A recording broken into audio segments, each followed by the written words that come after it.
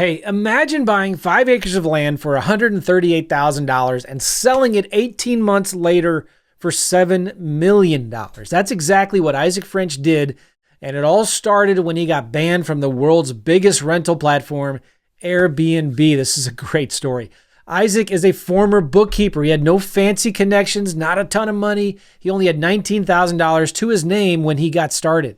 So this is one of the wildest success stories I've heard in a long, long time. This is fantastic. I believe it's going to inspire you like nothing else. See, Isaac's story has proven that anyone can win big with vacant land because it's such an overlooked opportunity in the market today.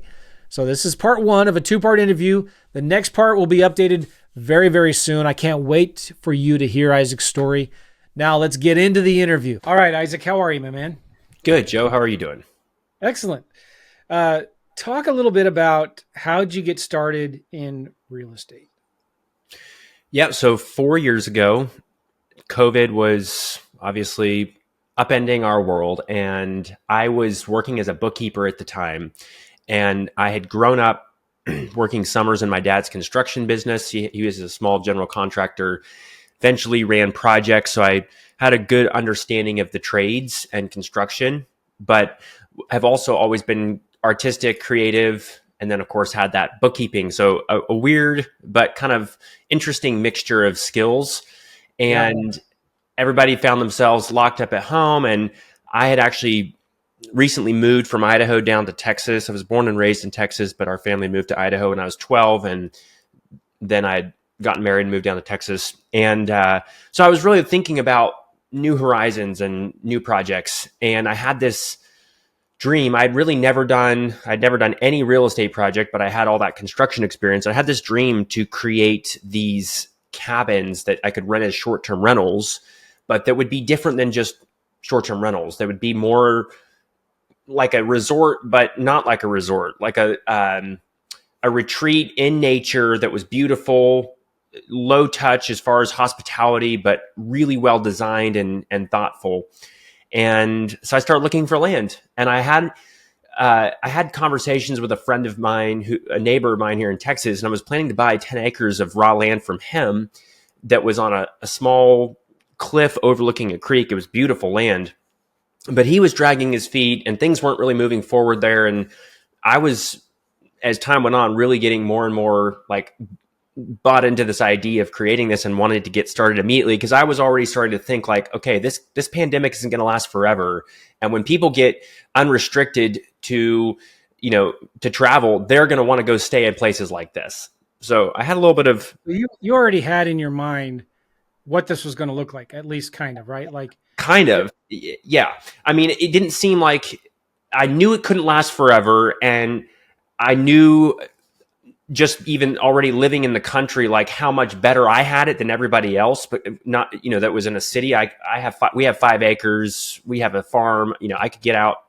Most people couldn't even get out of their houses for a period of time there. So I was like, if we create this setting, and especially if it will allow us to even host a few families at a time, friends are going to, they're going to get together with other friends. They're going to want to come travel to this. So I was already thinking, I don't want to claim too much of the credit, but it definitely was in my mind. So I'm sorry, let me just backtrack a little bit too. So this was 4 years ago.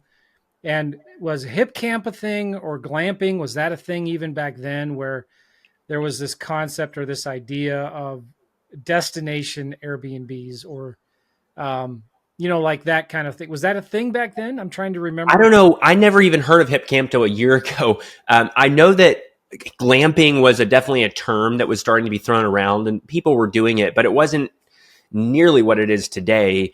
And certainly not that kind of more elevated outdoor hospitality experience, which is what we created with Live Oak Lake. But tiny houses were a thing back then. Tiny houses were a thing. Exactly. Yeah. And it made a lot of sense to have an efficient floor plan that you could build, fewer units or build fewer square feet, but put more into them, more effort, more just design, more intentionality, more cost. So that was definitely kind of one of the big philosophies there. And long story short, one morning I woke up, this was February of 21, and I opened Zillow. I'd been religiously checking that every day. And 4 hours previous, and a listing had appeared like 5 minutes down the road, and it was just overgrown jungle that I'd driven by literally hundreds of times and never thought anything of. But So what were you looking for in Zillow? What kind of properties? any kind of raw land. I understood my market well as far as what was even buildable, and like it's pretty lax, which is great for actually getting projects done. But anything that was outside city limits, that ideally had some really nice trees on it, because trees are something you can't just add overnight, especially big ones. And water would be like, a really, really nice kind of cherry on top. So this place, what was interesting is there was a drone shot. And so I'd never seen that angle on this piece of property. And sure enough, in the middle, there was a little cow pond. So I drove over there, met the realtor an hour later, and just immediately fell in love with the place. It had these probably only 4 or 5, but that's all you need, of these, 4-foot diameter Texas live oaks that are just awesome. And then this little cow pond, and I could see like we could dig this thing out. We could shape the ground a little differently. There was already some nice topography. Central Texas, you don't get it's a lot of just pancakes. So the property it was a hidden gem for sure. They were asking $138,000, 5.1 acres. I made an offer that day and was accepted. Cash offer for $127,000 and to close in 30 days. I had $19,000 to my name, but I knew this was the place, and I was like, I'm gonna figure this out, and I'm not gonna let this place go, because this was So this is now early 21, and things are just starting to open up. So that was already happening. People are getting out. And real estate was right on the cusp and just kind of entering into an unprecedented boom in this area. I mean, it was just insane. It happened everywhere, but this was one of the most dramatic examples of that. So I was like, and properties were lasting hours on the market. So I got it under contract, and then got on the phone with friends and family, and arranged to get about $100,000 that I needed to close in 30 days from family members in exchange for some equity. Then we started kind of hammering out the details. I obviously already had this idea in mind, and I'd already floated it out to a few folks creating this little village. And then I, of course, started talking to banks, because I knew we were going to need some major construction lending to actually realize the whole project. Initially, I was estimating $1.8 million to build these 7 cabins. They're about 500 square feet, a commons area, landscaping, utilities, all that. 1.8 million. I got told no by several banks, and then finally found a local community bank that would give me a construction loan if some family members would co-guarantee it using their, they had a small construction company that provided some liquidity and some stability there. So we got all that sorted out. The construction loan, though, didn't come through for probably 4 months. So we closed on the property, and the next day I was on site with a chainsaw clearing. That 30 days before close, I had been, really, spending every waking hour thinking this place through, drawing up plans on site, kind of walking it, trying to understand how to position all the units, how to make the most out of every square inch of this piece of property. It was really fun, actually. And then, we actually spent about $400,000 through a line of credit, just going for it before we even got the firm approval and any of the first money from the bank, which was a big risk. But I was like, look, we are going to make this happen. And again, the opportunity cost was a big thing in my mind. Of every day we're not open, we're losing it, a lot of potential.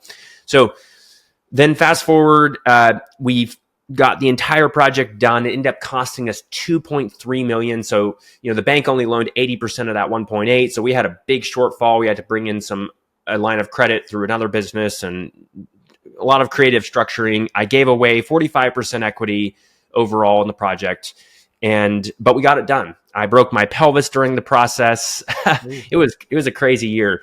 And we opened in January of 22, January 15th. And we launched on Airbnb. We got, some listing photos, the descriptions written up, everything. We had a really successful 2 weeks after that launch. Lots of good people, and our prices were admittedly a lot lower then than they are now. But we were at like $200, $250 a night. And we had a lot of folks just in the Waco community and the Central Texas community coming out.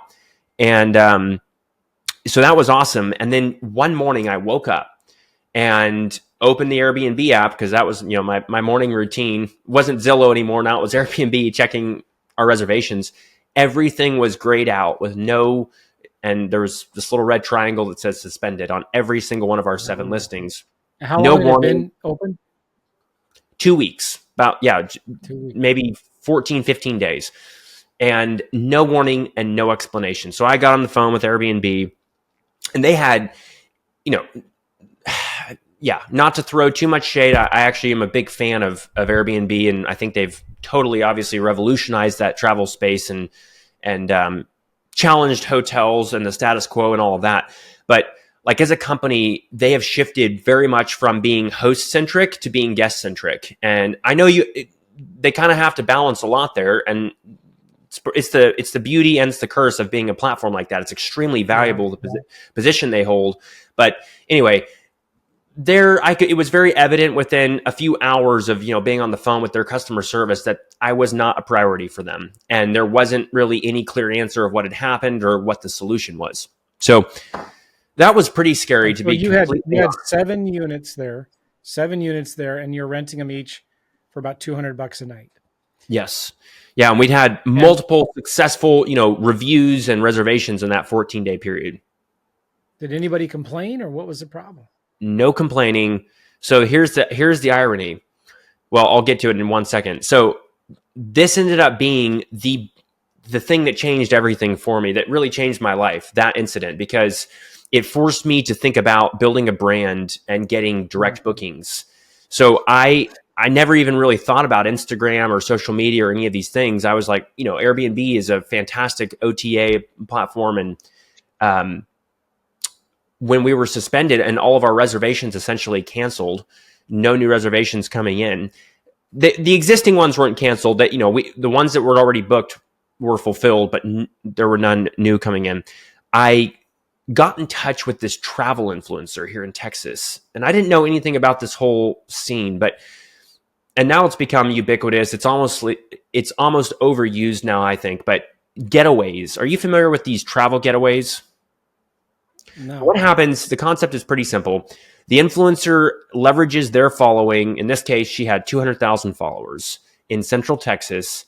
And it was, people looking for a date, activity, or a place to stay, or a restaurant, whatever, in this whole Texas region. And so it's a perfect demographic for us. And she essentially, we paid her $950, and she advertised our property with a post. And people could enter the giveaway by following my account and by tagging a couple friends. And, extra friends are extra entries. So you kind of get a snowball effect. And then, of course, they see that their friends do, and they tag other friends, and it's an exponential effect. And it runs for 7 days. The reward is a 2-night stay that's randomly chosen. So the winner is randomly picked 7 days later. So she ran this giveaway like days after this whole thing went down with Airbnb. She never even came out. I just sent her photos of the property. And in a 7-day period following that post, we got $40,000 of direct bookings and 5,000 followers on our new Instagram channel. So you still had a website where people could do the booking. You weren't. Well, I had thrown that up overnight pretty much. We had a website, but I added the booking engine with the calendar and, the payment processing and all of that before we ran that. So of course we could drive bookings through there, because there was otherwise virtually no. I think we did have Verbo turned on, but Verbo is a very small sector. At least it was. So that was the, eureka moment of we're going all in on these influencer collaborations and on social media in general. Now, here's the irony. The next day or maybe 2 days later, our Airbnb account was fully restored. And the explanation they gave me, this is going to sound crazy, but essentially it was very muddy. But what I took out of it was, you got too many good reviews in too short of a period of time, and it looked fishy to our algorithm essentially. So It's not funny. Who would have thought? But ended up being I mean, you couldn't have timed it more perfectly in terms of like me pivoting my strategy. Of course, Airbnb still played a part and still does to this day. But, within 6 months, we were at 80%, give or take 80% of all bookings coming direct. And on those direct bookings, you're saving 15% roughly. That's pure profit margin. You can't ever be deplatformed. There is no data wall. So you now have this guest email and you can retarget them. You're reaching a more aspirational buyer guest because they're booking through Instagram where it's an immersive video versus, a commodity that's price shopped next to 20 other listings. I could go on and on. So, I mean, direct bookings are absolutely the best thing. Well, I love that because there's this concept of own the race course. And I don't know where it came from. I'm sure it's pretty good, but the concept of never be beholden to one company or provider. Like, if your business is entirely based on Airbnb, they could shut you down. Facebook ads, they could kick you out, right? YouTube channel, like if you don't own the race course where you own the audience, the list, the IP, whatever, you got to always be prepared, whatever your business is, to have other options if one of the social media channels kicks you out, right? Which is awesome that you learned it in this way. They say don't build your house on someone else's land, and I felt that viscerally when all that went down. But yeah, wow, okay. So Airbnb, when it came back, what percentage of your business before you sold, and we'll talk about that in a minute here, came from Airbnb? What percent came from your own marketing? Essentially, it was 80% direct, about 15% to 17% through Airbnb, and a 3 to 5% through Vrbo. Wow. So it was, I mean, and 15% on, we grossed just under 1.1 million in the trailing 12 months before we sold. So I mean, 15% on that's an extra $170,000 in your pocket. And you have thousands and thousands of guest emails that are also an asset that you can now go and retarget. We had guests coming back 3 or 4 times in 1 year. Just anecdotally, I talked to folks. So like the experience was one of a kind. We were building a relationship with them, and being able to book direct for the guest enabled that relationship in such a beautiful way for us to continue that, because then we could contact them. Explain a little bit more about what was on the property. What made it so attractive and fun and exciting, different? Yeah, it really was the culmination of thousands of little tricky, thoughtful details that were woven together cohesively. And that's kind of a messy answer, but that's the best thing I know, because like it was an experience truly. So when a common comment that I heard when people went on site was, wow, it feels like you're in a different world. So everything from the front gate and the intentionality and like the way the gate and the fence and the plants work together, to the lights, to the trails, to the way the trees were positioned.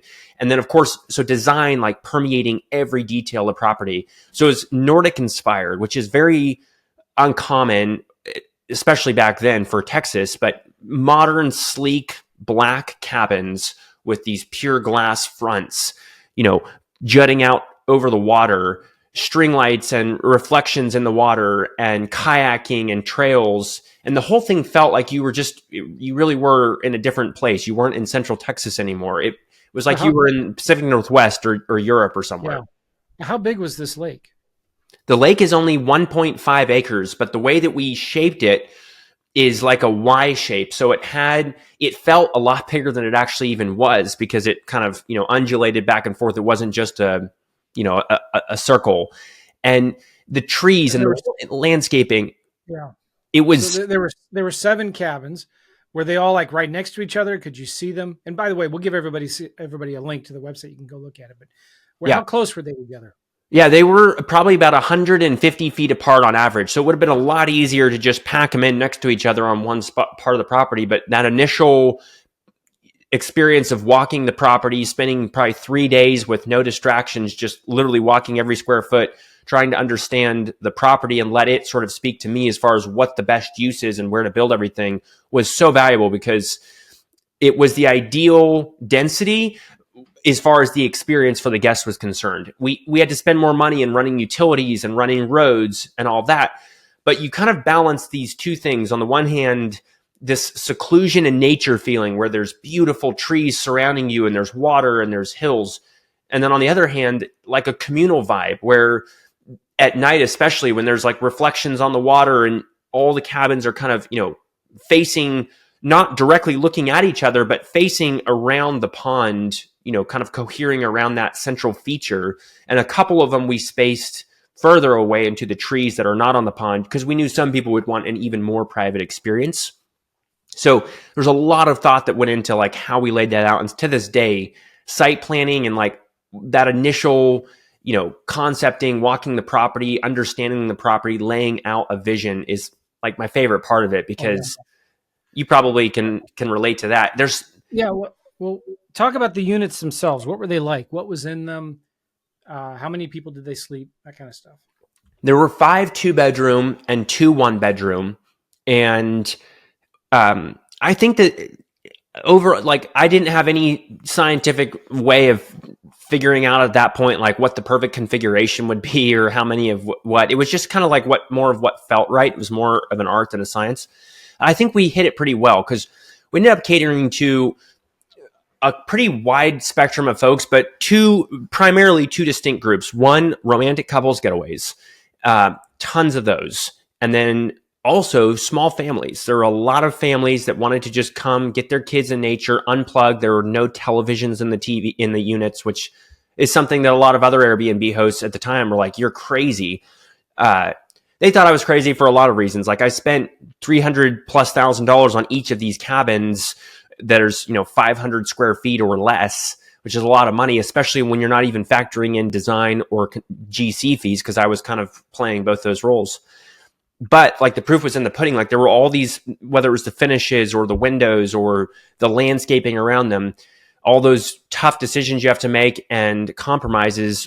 And I think a lot of people, I have this whole philosophy. I think a lot of people spend, 20%. Well, let me frame it like this. If you spend 20% more time, cost, and just overall headache in a property, if it's done tastefully, that 20% can and will result in 80 to 90 or 100% more value creation in the experience, in how much you could rent them for in the context of short-term rentals, in the content that you can create from that. Because social media is something we didn't really realize at the time, because of course we hadn't been through this Airbnb, cancellation experience. Was social media would play such a vital role in that success. And now it's something I talk about a lot, but designing units with all these Instagrammable moments. So like there's a shoot through moment where you come into the cabin and there's this big glass, gable, and you're looking out and you open those doors and it's just this magical kind of wow moment. And then there's the way each window is framed and the little pathway down to the water. And then we added a shipping container pool with a window in the side and the kayaks and all these little moments that add up, and they need to be Instagrammable because that's what people are going to do. So for our own content, that was very important. We also got a lot of like user generated content, and then the kind of the FOMO that's created with that person's following and their circle and them coming back and all of that. Right, so you had shipping container pools.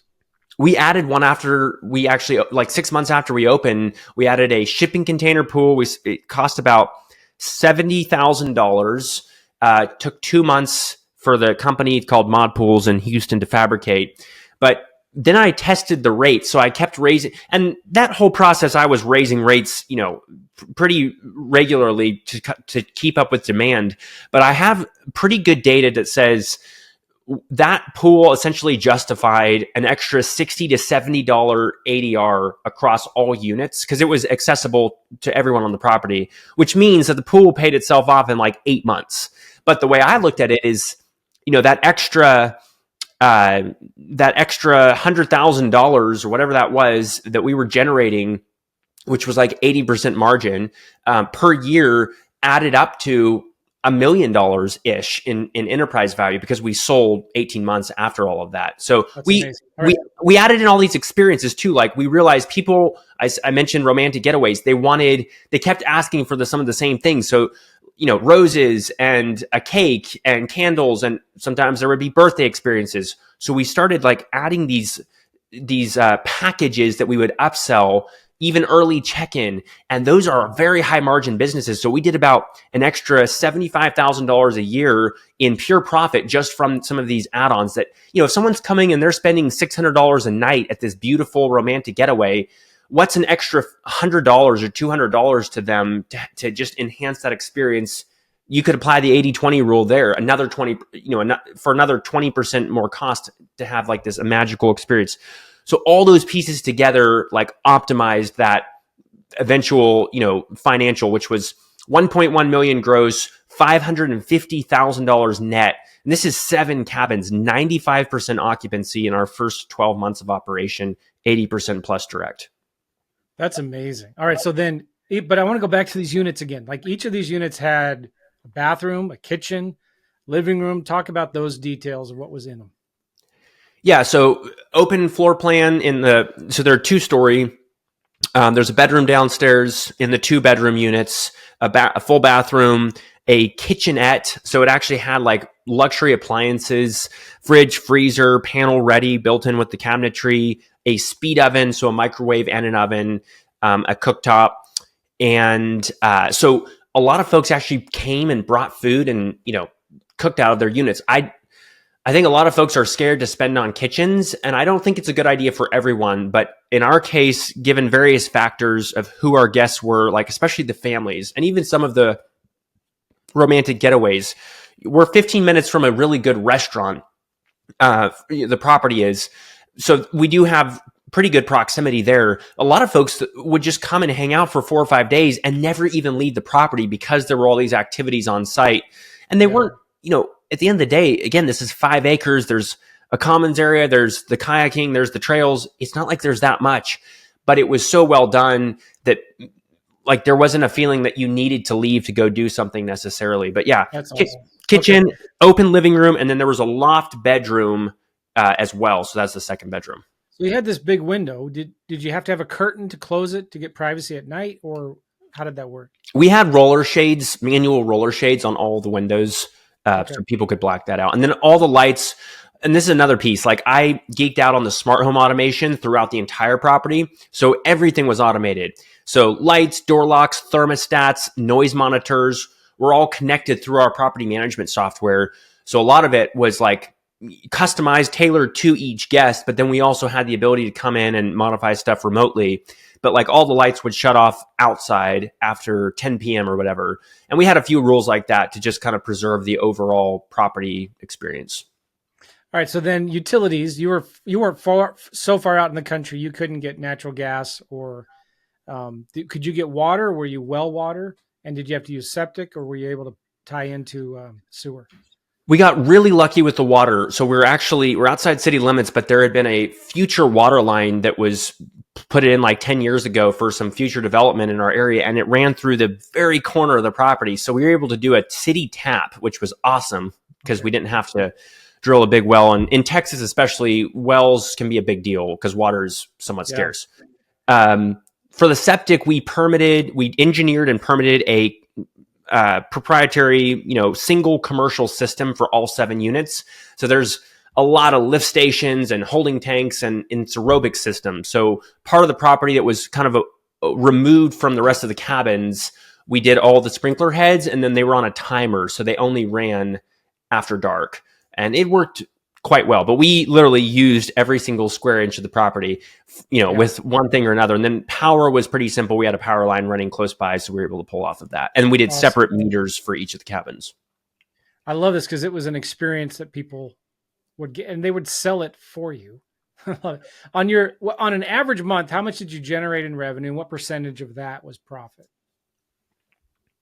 Well, honestly, in our market, there wasn't much cyclicality because it's fairly temperate here. I mean, it's pretty hot. August is pretty nasty sometimes.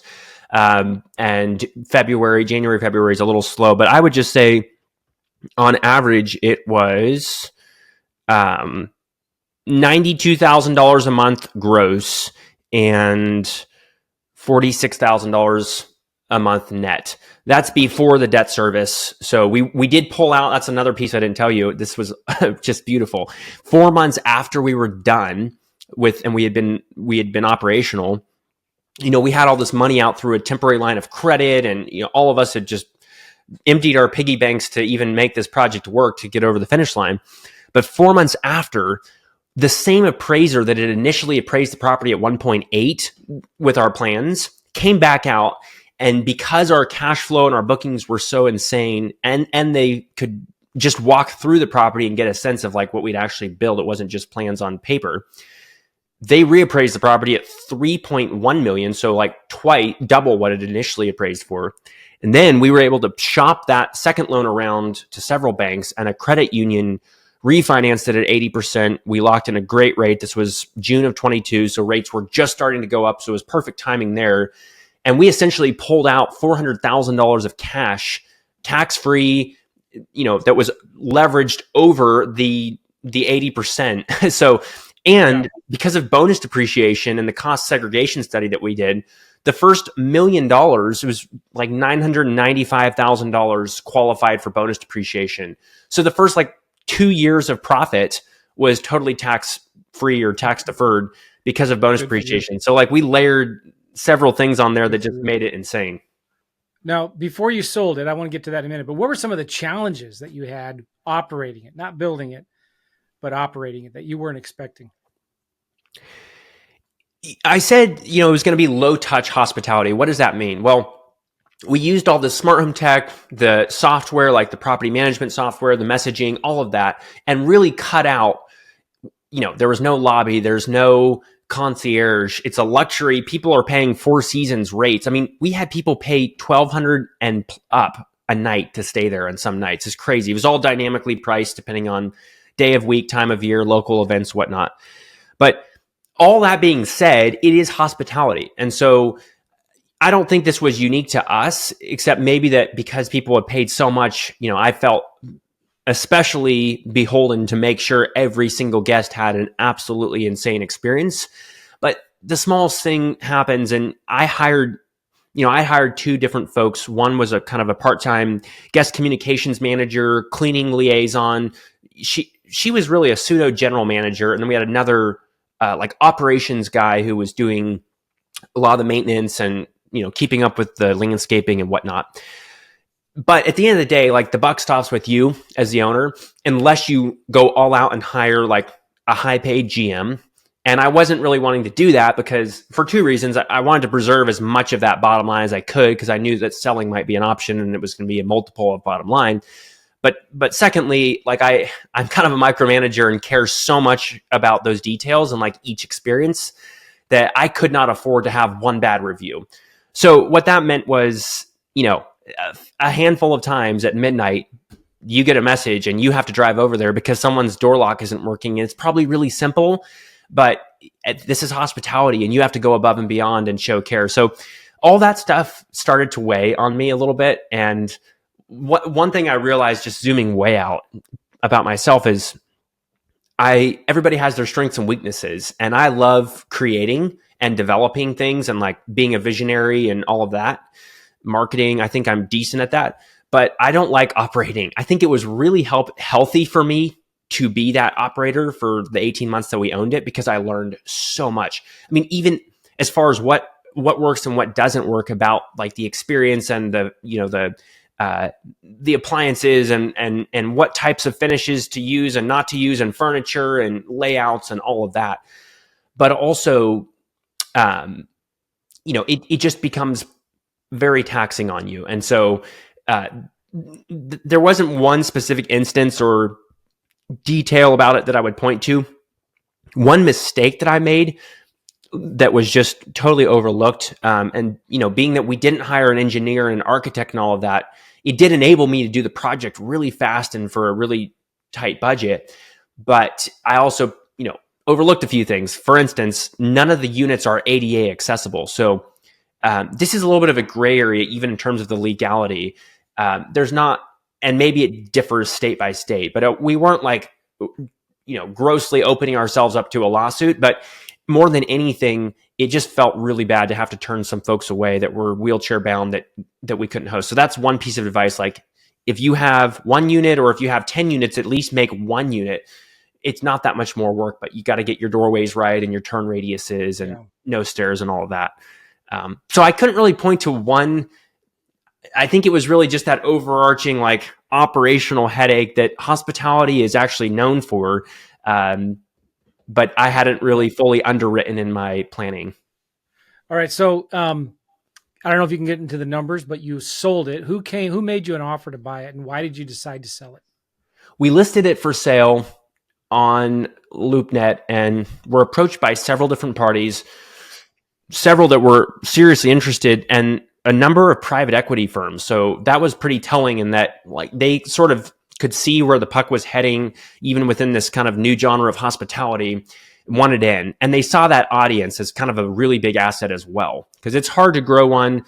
And once they have that, they can leverage that to grow and expand. The problem with institutional money, namely private equity, is they don't operate on a small scale. So we were like really flying under the radar, but because of our audience size, which, we grew 140,000 followers in the first 12 months, and then all of that direct bookings that drove, that kind of qualified us into a tier where it was like, wow, this is something we should take seriously. So we got multiple offers actually from different private equity shops. And then they were good offers, but they weren't like, we didn't really feel motivated to sell it because it was doing so fantastic. But I was always under the mindset of like, if we got an offer that was just so crazy good and the timing felt right and the buyer felt right, I'd be a fool not to say yes to it, because I learned so much that I could technically go and redo all of this.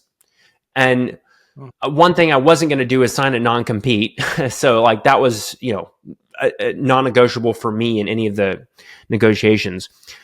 We finally got an offer for $6.5 million, and that felt really good to us. So we got under contract. We got down to like, 2 days before closing, and the buyer backed out. Their lender fell through. I learned a ton of lessons, namely that they hadn't put nearly enough earnest money down because it barely even covered my attorney's fees. It was like $15,000 of non-refundable earnest money at that point for a $6.5 million contract. So then I was like, okay, look, if it's meant to be, it'll be. Otherwise, I'm just tired of this emotional roller coaster of, are we selling? Are we not selling? And then like 2 days later, we get another offer for $7 million. And the 6.5 was head and shoulders above anything we'd seen previous to that. So 7 million. And we had to negotiate a few of the terms. They wanted to do a seller note, which we didn't end up doing. But yeah, so we ended up signing on that one. And then a lot of things fell through that looked like they were going to cancel the deal. And then finally everything came through for the buyer, and they closed last October. So basically $1 million per key, simple math, and one of the first, if not the first of its kind, exits to an institutional buyer in the kind of new outdoor hospitality space. So it's been a wild ride. And that was just 18 months after, or 20 months after opening the property. That's amazing. And Isaac, I know we have a hard stop. Let's do a part 2. Would you be okay with that? Let's do it. Because I'd like to ask you, if you were to do this again, what would you do? And if you were to build another one, what would you do? And if somebody listening to this is like, I want to do that, what do they need to be aware of? What should they do? And do you help them do that? So real quick, can you give us a website of where this property is? Where can they get pictures and view this property? And then how do they get a hold of you? Yeah, liveoaklake.com is the website, and you can find the Instagram channel at Live Oak Lake. And they can get a hold of me across Instagram, LinkedIn, wherever, Twitter, at Isaac French _. But here's the one thing that I would ask. If anybody's serious about this new opportunity with experiential hospitality, I spend 2 hours plus a week handwriting a newsletter that gives everything I learned and everything I'm seeing for free. IsaacJFrench.com. You can sign up there, and would love to have you guys on. IsaacJFrench.com. .com. ISAAC. Yep. ISAACJ, French.com. And then liveoaklake.com. Is that what it was? Yes, sir. That's right. Live Oak Lake. Okay, so cool. We're going to do a part 2, and I'll send you a link, Isaac, to schedule that. But that'd be cool because I would like to talk more about you teach and help people how to do this as well. And there are some people listening to this are like, oh my gosh, it sounds way too much work. I could never do that. Some people are saying I could never get the money. How on earth would that work? Or some are saying I could never design something. I'm not as creative as Isaac is. But you've been there, done that, and you have the bruises to show that it actually works, and it works really well. So I'd like to talk to you more about that on a part 2, if that's all right, man. Would love to, Joe. Appreciate it. All right. Thank you, Isaac. Hey, everybody. We'll see you on part 2. So stay tuned. Bye-bye. Take care.